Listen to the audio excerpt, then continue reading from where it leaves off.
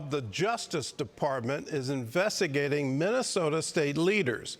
It's serving 6 grand jury subpoenas to determine whether they obstructed or impeded federal law enforcement.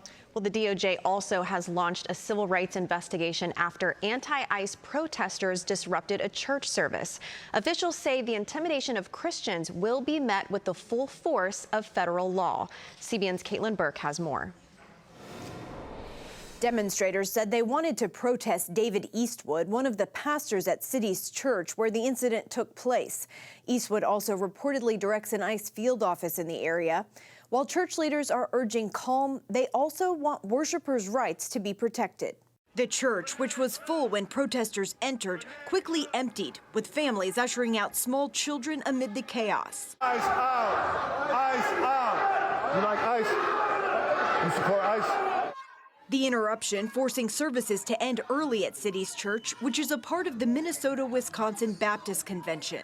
That organization put out a statement denouncing the disruption, while also calling on state and local officials to ensure the sanctity of places of worship be protected. Executive Director Trey Turner spoke with CBN News, saying the group's churches are not immune from the fear and uncertainty faced by the rest of the community.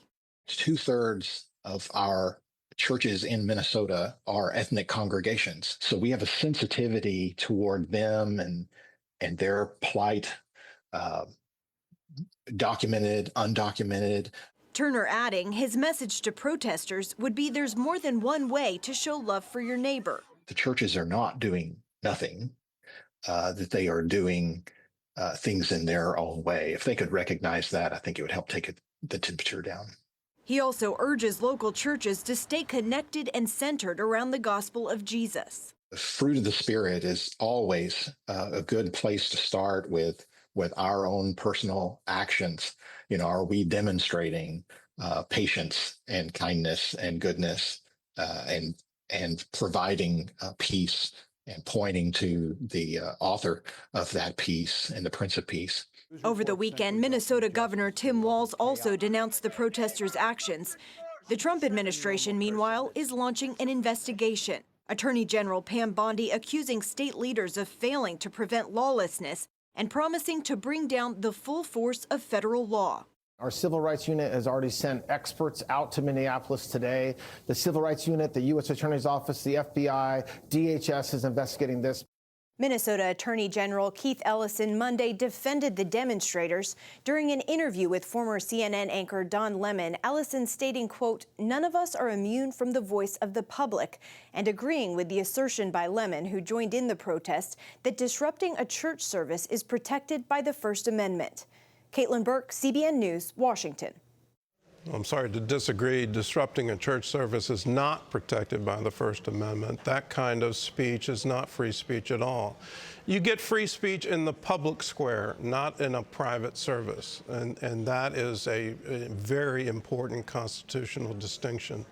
But I wish in all of this that we would follow what was so eloquently just said. Let us lower the temperature here, lower the tension. As both sides ratchet up the rhetoric, it's not good for America. We need to come to peace now. We need to realize there's some very serious things happening in the world today that are far beyond Minneapolis, and whether we enforce our immigration laws or not, those things need our dire attention right now. And whether it's Taiwan or whether it's Syria or Iran or Venezuela, these things demand attention and demand us to be one nation, indivisible, and especially under God.